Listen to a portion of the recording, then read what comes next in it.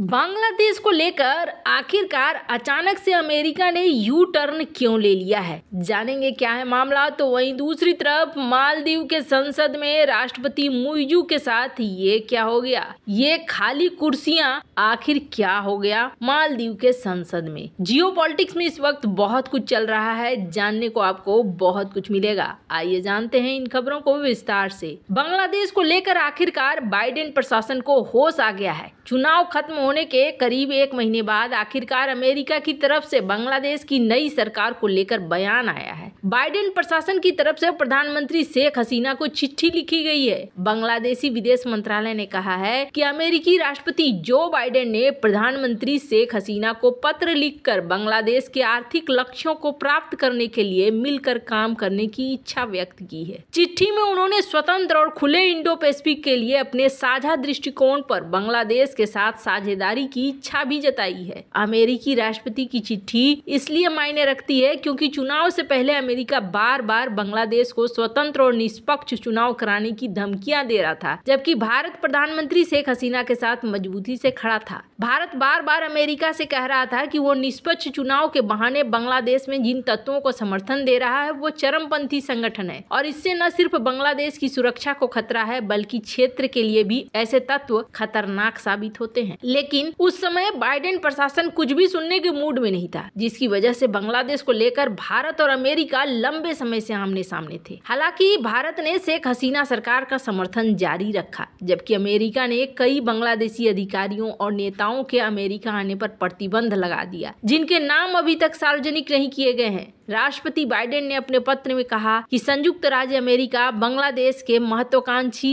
आर्थिक लक्ष्यों का समर्थन करने, स्वतंत्र एवं खुले इंडो पैसिफिक के लिए हमारे साझा दृष्टिकोण पर बांग्लादेश के साथ साझेदारी करने के लिए प्रतिबद्ध है। ये वही वादे हैं जो भारत ने बांग्लादेश के साथ किया हुआ है और इंडो पैसिफिक में भारत लगातार फलने फूलने में बांग्लादेश की मदद करता है। भारत और बांग्लादेश की मौजूदा शेख हसीना सरकार काफी मजबूत संबंध रखते हैं, जबकि अमेरिका जिस बेगम खालिदा जिया का समर्थन कर रहा था वो न सिर्फ पाकिस्तान परस्त थी बल्कि उनके पिछले कार्यकाल के दौरान ढाका बदमाश ISI का अड्डा बन गया था और कई चरमपंथी संगठनों ने भारत में अशांति फैलाना शुरू कर दिया था। वहीं शेख हसीना प्रशासन के साथ अमेरिका के रिश्ते अच्छे नहीं रहे हैं। खासकर बाइडेन प्रशासन हमेशा से शेख हसीना के साथ दोहरा रवैया अपनाता रहा है। बाइडेन ने अपनी चिट्ठी में लिखा है कि जैसा कि दोनों देश अमेरिका बांग्लादेश साझेदारी के अगले अध्याय की शुरुआत कर रहे हैं, अमेरिकी राष्ट्रपति ने कहा कि वे अपने प्रशासन की क्षेत्रीय और वैश्विक सुरक्षा,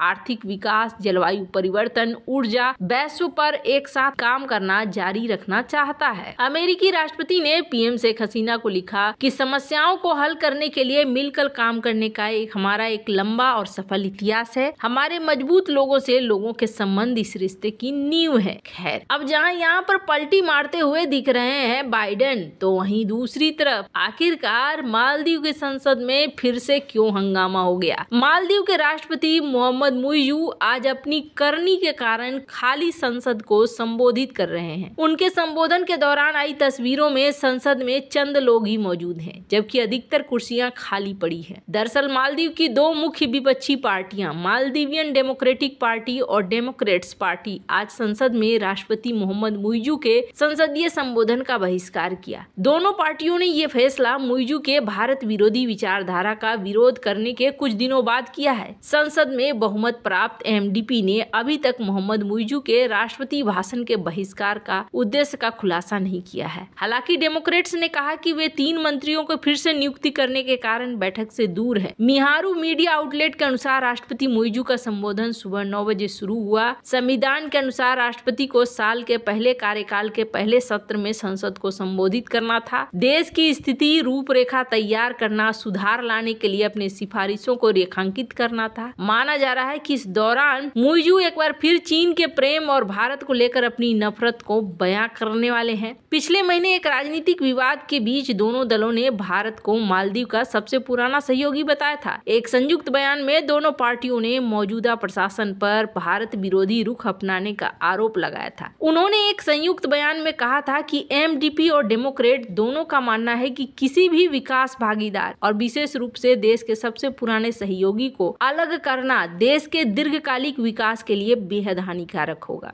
देश की लगातार सरकारों को भी एक साथ मिलकर काम करना चाहिए। अब जहां ये सब कुछ मालदीव के अंदर हो रहा है, तो आपको बता दें वहीं मालदीव के राष्ट्रपति ने संबोधन भी किया और इस संबोधन में मालदीव राष्ट्रपति ने क्या कहा कि मैं किसी भी देश को अपने देश में एंट्री नहीं लेने दूंगा और संप्रभुता को खिलवाड़ नहीं करने दूंगा। और उसके बाद उन्होंने कहा कि नई दिल्ली और भारत तैयार हो गए हैं, आखिरकार मई 10 को निकाल लिया जाएगा भारतीय सैनिकों को। आपको बता दें असल में ये बात हुई है कि भारतीय सैनिकों को रिप्लेस कर दिया जाएगा और इसकी जगह सिविलियंस लाए जाएंगे। वैसे आपको बता दें मालदीव कंट्री के इनर और अंडर वाटर चार्ट का कोई भी समझौता नहीं करने वाला है भारत के साथ, ये उन्होंने साफ कर दिया है। वैसे आपको बता दें जितना ज्यादा मुइजू मजबूत होते जा रहे हैं उतना ही ज्यादा ऐसा लग रहा है जैसे कि उनके जाने का रास्ता साफ होता जा रहा है। और आपको बता दें मुइजू के लिए समस्याएं घटने के बजाय और भी ज्यादा बढ़ती जा रही हैं। भारत इस बार एकदम से